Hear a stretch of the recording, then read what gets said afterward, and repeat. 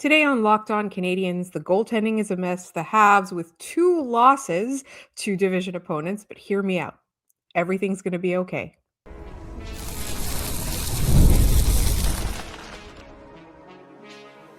You are Locked On Canadiens, your daily podcast on the Montreal Canadiens. Part of the Locked On Podcast Network, your team every day. Hi there, everyone, and welcome to another episode of Locked On Canadiens. We want to thank you all for making us your first listen of the day. As you know, we're free and available wherever you get your podcasts, as well as on YouTube as part of the Locked On Podcast Network, now the #1 sports podcast network. And we thank you all for making us that #1 sports podcast network. We love you guys sticking with us even when the Canadiens are frustrating. My name is Laura Saba, also known as The Active Stick, and I'm joined, as always, by my wonderful co-host, Ian Boisvert. I feel like we're going to have a couple of disagreements on today's show, but Ian, are you ready to tackle the week that was? Yeah, we did the opposite of 4 out of 6. That was sort of a catchphrase of ours for a while, 4 out of 6. Well, they got 2 out of 6. So not a great week for your Montreal Canadiens. Yeah, and the games they lost were within their division. But let's start with the Boston game on Saturday night, because I'm tired of the we lost, okay? I want to talk about the process. And I know people get annoyed because results matter. They do matter. And this is something that we've said in the last couple of weeks as well. The Montreal Canadiens are capable of being good at everything, except they're not capable of being good at any of those things at the same time, right? Maybe 2 out of 3, 3 out of 4, maybe 5. There's 5 good things and they need to be good at 8 things, right? So I just want to say that we're going to talk about goaltending in that third period, in our third segment, sorry. And it was during the third period as well that we wanted to talk about it. But the Montreal Canadiens played incredibly well against Boston. I know that there were some slip-ups and some mistakes. The penalty kill wasn't maybe the best penalty kill we've ever seen. But I just don't want people to detract from the process, because we can't look at this team as a contending team just yet. We got to look at that game for all the positives as well as the negatives. Yeah, I think that's right. I think if you're looking for positives right now, and it really goes into the weekly recap too, Cole Caufield's on an absolute heater. This was the first Habs hat trick in Boston since Mark Recchi did it in 1997. A lot of our listeners were not alive then. I was 2 years old, Laura. That's a long time. The last hat trick against Boston was Mike Camilleri back in 2009 or 10. So, you've got some more recent exposure to that. But in Boston, it's been a while. The problem, I think, is right now is, like you mentioned, and we've talked about it on this show for a little while now, like all through this last week, which is that they can fix one thing and then another thing pops up. So, power play was good. Rest of the game was bad. And this one, the power play was good. The 5-on-5 was good. The penalty kill let them down, as did goaltending. That's an entirely separate subject. I'm going to behave myself until that third segment, where that's when we'll talk about goaltending.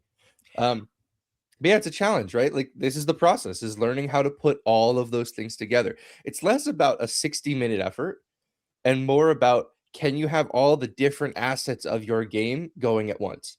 And this team is still super young. The core is young. The team is inexperienced. They're not going to be able to do that most nights. And there's a lot of shifting things, right? Like lineup changes and stuff. So I was on Game Over on Saturday night after that game, and we talked a little bit about, ironically, the penalty kill has gotten bad since Jake Evans is back.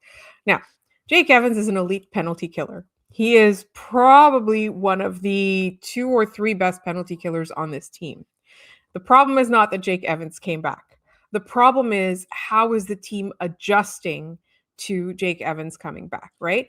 And I think part of it too is that, like, we saw it when he wasn't there and Joe Veleno had to step up. It took a while, but Joe Veleno played really well. Does that mean that I think that Joe Veleno is a better NHL player than Jake Evans? No, I don't think that. But I think go ahead. One thought. I think that the way that the Canadiens are adjusting to circumstances changing might be taking a little bit longer than we want. Yeah, I think that's fair. It's funny. Boston scored 3 of their 4 goals on the power play.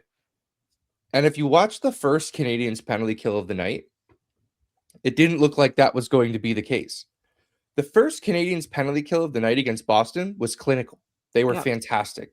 You had Mike Matheson doing that thing where he's like he's doing his best Hal Gill impression, like on one knee to the side of the net, and then he just decides, I'm going to dive and poke the puck away from you. That was I think looking back at that first penalty kill, I was like, okay, this team can win this game if this penalty kill is playing this way. But again, it's not. I don't know if Boston adjusted or if Montreal just that was the flash in the pan and the rest of it was more basic and just not very good. I will say on the last goal, I have a hard time necessarily blaming the penalty kill. When they won the faceoff, the puck went back to the point and it was in the net immediately. Like, what do you want the penalty kill to do there? You're at essentially blaming the faceoff guy for losing a 50-50 puck battle. That's what a faceoff is. So I well, yes, it goes against the penalty kill and it ought to be like, oh, the penalty kill blew it for that one. How they pushed a shot to the outside. The guy took a shot from Mars and it went in. Like, I don't know what they're supposed to do differently there. I agree.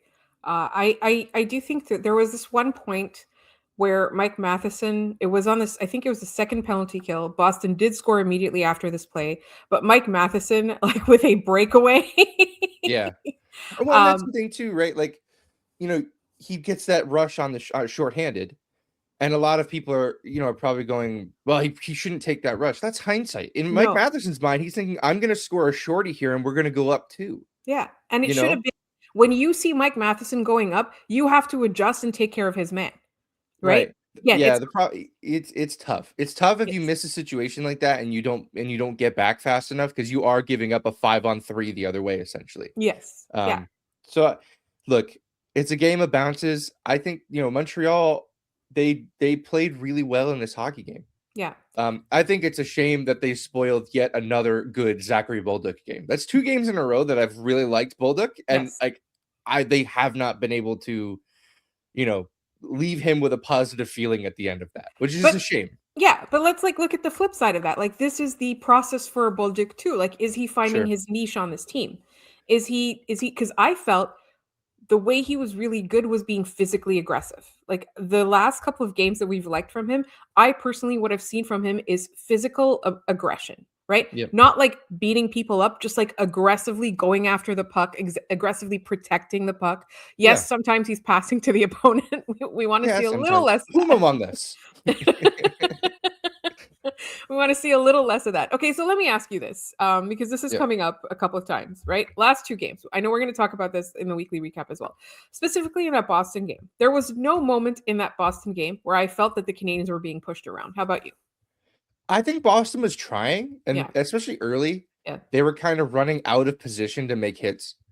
It felt very reminiscent of like the early 2010s Canadiens-Bruins rivalry, where the whole strategy was sort of from Montreal, not rope-a-dope, but they're going to try to run you out of the building. Don't let them. Yes. I thought Montreal was making plays quickly with the puck. I thought when Boston had the puck, they were not very careful with it early. And Montreal was jumping on those pucks. I think, yes. I wanted Arbor Xhekaj back in the lineup, mostly because I can't stand to watch Jaden Struble play hockey at this point. He's not doing what you need a third pairing defenseman to be able to do. And in this game, did you notice Arbor Xhekaj? Like, I just feel like, he has to play off of what the other team is doing. And the other team, the Bruins, never gave him a reason to go berserk and be that guy. And that was fine. That's fine. Sure. Because if he's doing that without them giving him a reason to, then he's ending up in the penalty box. I do like that they played him, and I do like that he's always there just in case, but I also like that he didn't go berserk. And I think that's really important, is that just because the Montreal Canadiens did not win that game does not mean that the toughness did not exist. I mean, I would have very much preferred Kirby Dach not hurt his finger by fighting, but at the same time, like, this is Boston Montreal, right? Yeah. Something like that is always going to happen. One final thing I'll say on that particular game, and I don't know, Ian, if you had any other notes on that game, or if we can go to the weekly recap real quick. This is the kind of Boston-Montreal game I have missed. Like, it has been years of lopsided games. It has been years of boring, grinding hockey when either both teams were bad or only one team was good. And last night, I was like, Boston, Montreal is back. Like my heart was in my throat the entire game. I was screaming at my television. One day I'm going to record myself because if you're my neighbors, you're probably thinking there's so many men I'm murdering, including one named Morgan. But I honestly, like, it was such a good game. The Canadiens lost, yes, but that's the Boston Montreal I want to see. I want to see it again. I want to see it for years, but I want Montreal to come out on the winning side. Yeah, I agree with you. It's great to have these kinds of matchups back where they're both good. The last thing I'll leave us on with regards to the penalty kill, all of the power plays that the Canadiens got scored on, it was a penalty killer in the box. Noah Dobson for interference, Caden Gooley for high staking, Alex Carrier for holding. Yeah. So, like, I think it is on those penalty killers. They have to not take penalties. They have to be smarter. Yeah. Like you can, the Dobson one, they established that was going to be a penalty. They ended up calling Pasternak on a very similar play later. Whatever. Can't complain about that. The Carrier one, he held them. The Goalie one, he high sticked him. Those are plays that can't happen. If you're a penalty killer, you cannot take penalties. It's not something that you can afford to do on this team. Yes. Up next, we're going to talk about the weekly recap, the week that was, and look at the positives and the negatives, and who was really important this week. That's in a moment.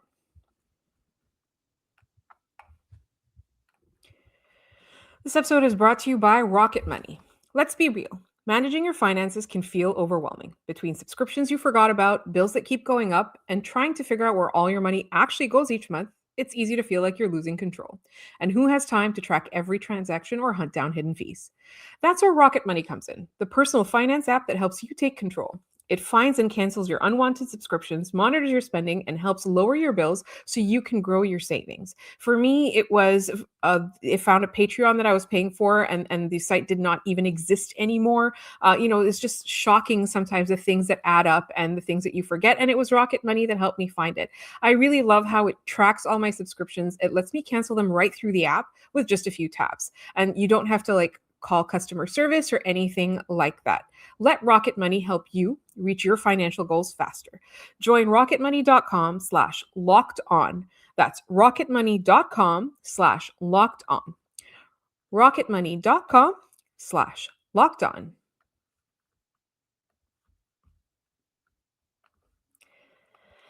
Thank you so much for making Locked On Canadiens your first listen of the day, and thank you for making Locked On the #1 sports podcast network. And if you haven't already, check out our new Everydayer Club. What you'll get is access to an ad-free audio feed for Locked On Canadiens, compatible with Apple, Spotify, and every other major podcast app. You'll also get an invite to the members-only Locked On Everydayer Club Discord server, which includes a group chat just for listeners of this show. Ian's really proficient at Discord. I'm learning it, and I'm doing it for you guys. So check out lockedoncanadiens.supercast.com or tap the link in the show notes to learn more about our Everydayer Club. All right, let's talk about the week that was, Ian. 1 win, 2 losses, 2 out of 6 points. Not ideal. We didn't want it, but I think for me, the bigger thing was giving away 4 points in the division. Yeah, it's not so much that they lost, it's who they lost them to that hurts the most, right? Yeah. Both teams that the Canadiens are jockeying for position with. Boston's now 1 point back of the Canadiens for the first wild card. Montreal's currently in the first wild card. If you're gonna be in one of those wild card spots, you absolutely need it to be the first one, because the second one is going to play Tampa Bay in the first round, and you do not want to be in that spot. Absolutely. I'd much rather take my chances going through Carolina and then potentially whatever is left in that Metro division. I know I'm getting very far ahead of myself, but I was looking at the standings and thinking, you know what?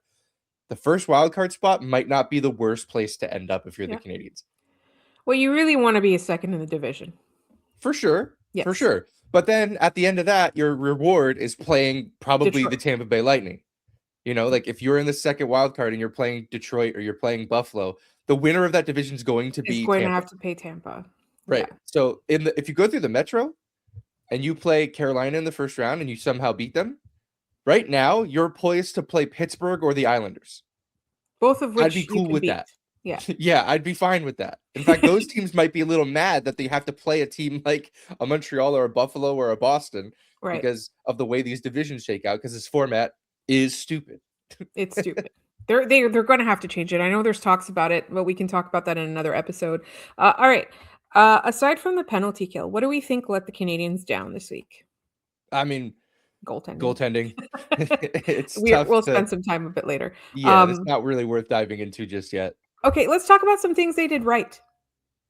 Cole Caufield did lots of things right. Yes. I think it is important to this team to know that he can go on a heater like this. The challenge with that is that he cannot be the only offense. And right now, he is the only offense. Yes. You go back to the game winner against Minnesota, right? It's Cole Caufield. You go into the Buffalo game, Caufield and Suzuki scored. You go into Boston, Caufield. Those are the only goals the Canadiens have scored since the end of the Minnesota game. So the second line hasn't chipped in. The third line hasn't chipped in. The fourth line hasn't chipped in. None of the defensemen have scored since at some point in that Minnesota game. That's 2 straight games where the only offense you're getting is from the top line or the power play, which is in effect the top line. Yeah. That to me is the other side of the, hey, Cole Caufield is playing really well coin. Is it'd be really nice if the rest of the team was chipping in as well. Because these games, some of these games wouldn't be close if the rest of these guys were like Buffalo. If you could get 1 or 2 from the second or third line, like you're in a better spot. But I think part of it too is that teams have adjusted to Montreal, right? Like teams are so used to zeroing in on the Nick Suzuki Cole Caufield duo that they kind of forgot about Slafkovsky and Demidov because that duo has really stepped up and made a lot of noise, and that includes Kapanen. Not I don't want to discount his work.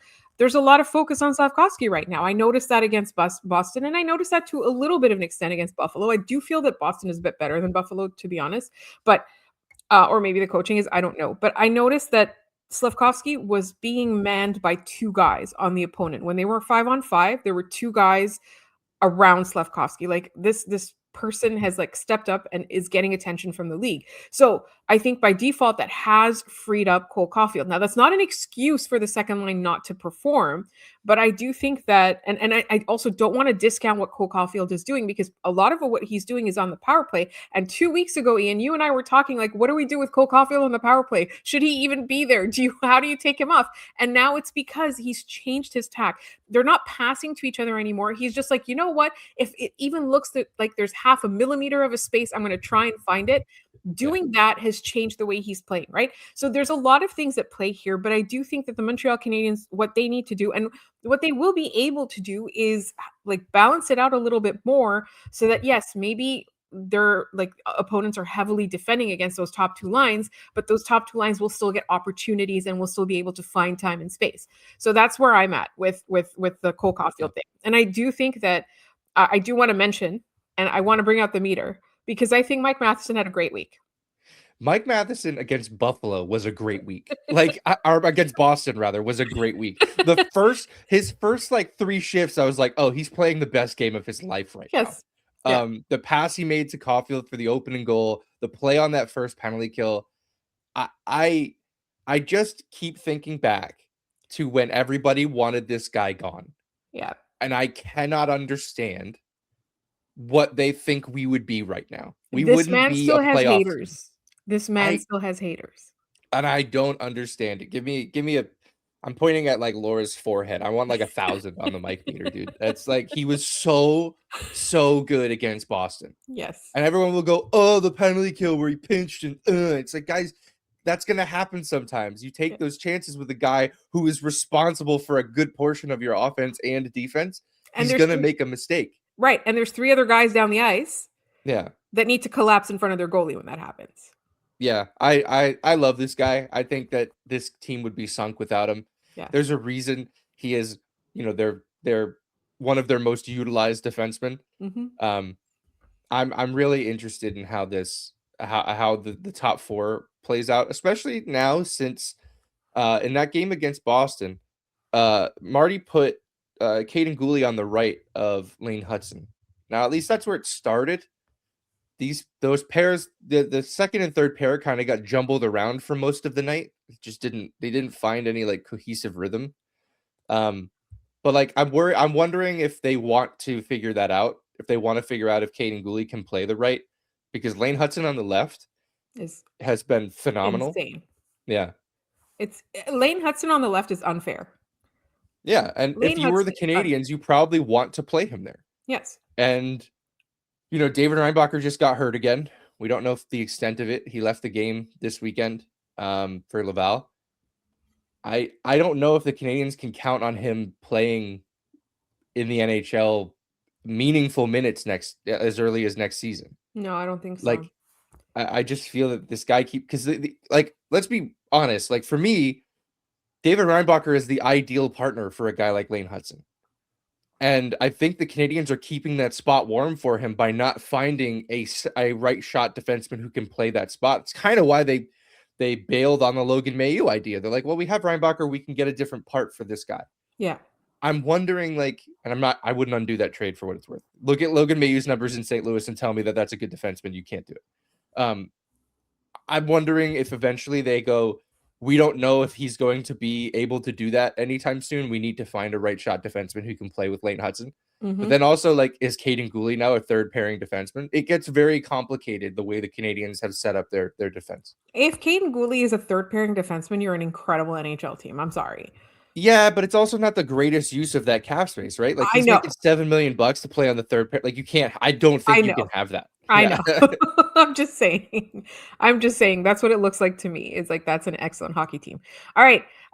Real quick, very quick. Obviously, the player of the week is Cole Caufield. Honorable mention to Mike Matheson. I also do want to say the captain had a really good week as well. Nick Suzuki had a great week. Fully agreed. Very quietly, a good week for Nick Suzuki. God, I love Nick Suzuki. I love this team so much. I can't believe we're talking about losses, and I'm so happy about them. All right, up next, we're going to talk about goaltending. Why? Because we have to. Because it is going to be the topic of conversation in this city forever. That's coming up in just a minute. Today's episode is also brought to you by Indeed. If you've ever hired someone who looked good on paper but wasn't the right fit, you know how important that is. When you want candidates who truly match what you're looking for, trust Indeed sponsored jobs. Hiring? Indeed is all you need. Stop struggling to get your job posts seen on other sites. Indeed sponsored jobs put your post at the top of the page and help you reach the right candidates faster. I've been in that situation where you need to hire someone right away.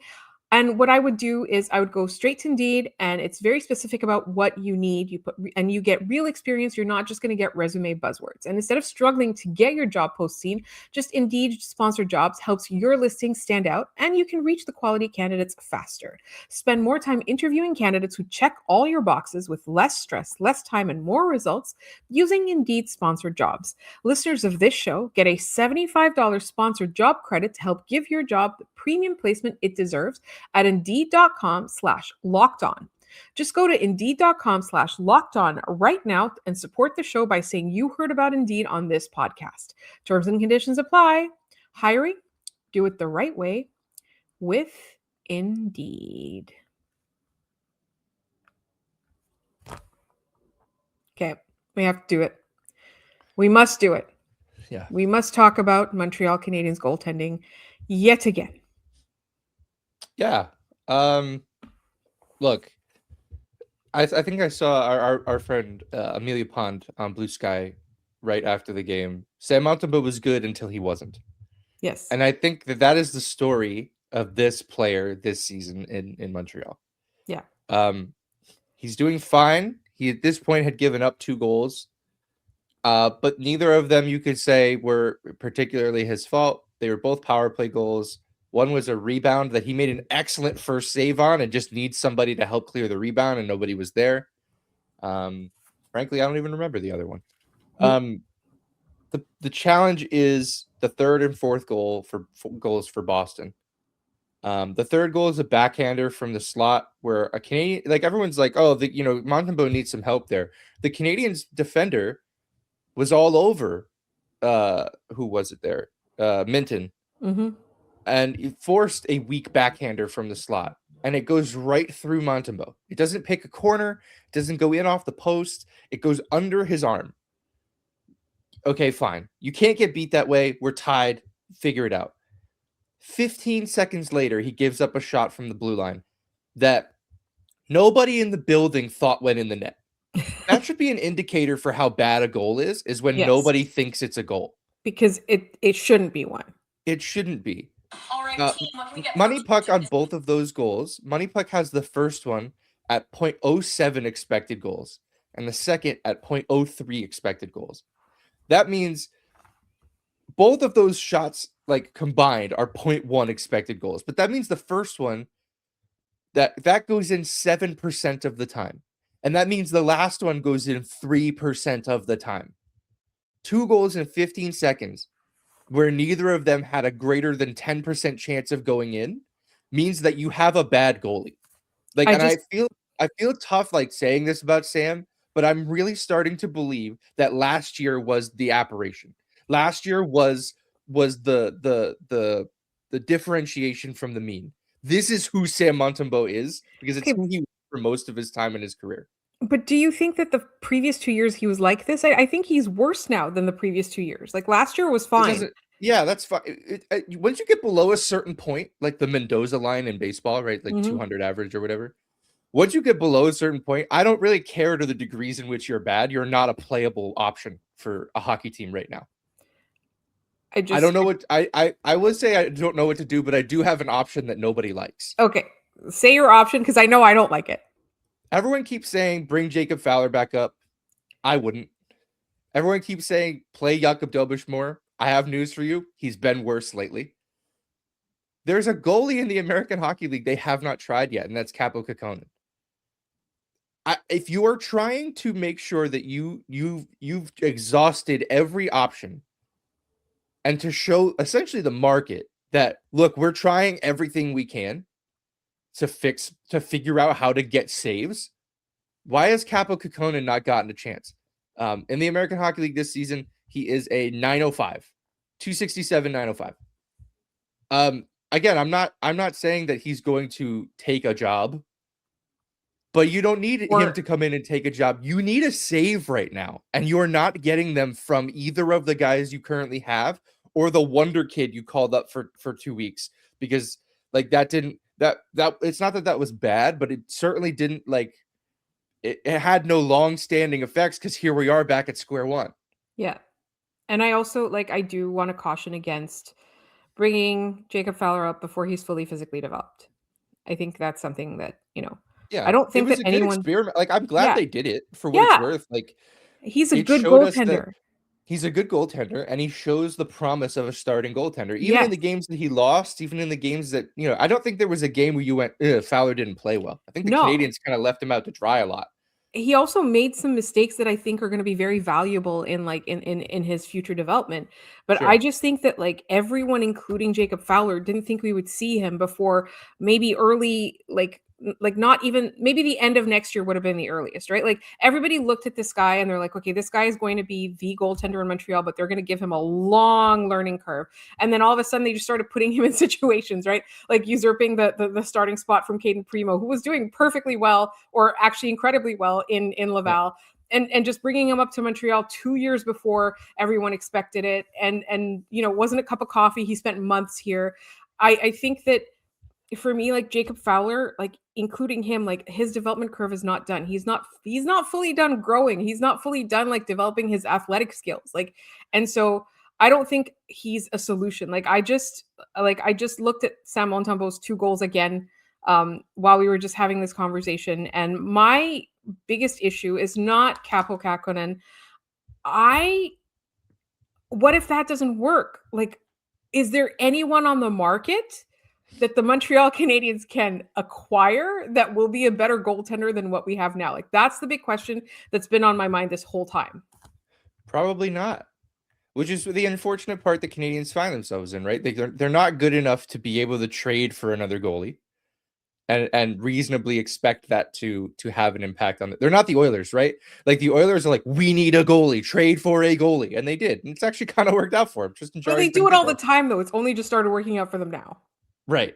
But Colorado last year, right? Yeah. Colorado decided we're bailing on all of our goalies. None of them are working. We need new goalies. And that seemingly has worked for them. I think so you can call up Kahkonen for 10 games or 30 days before he needs waivers to go back down.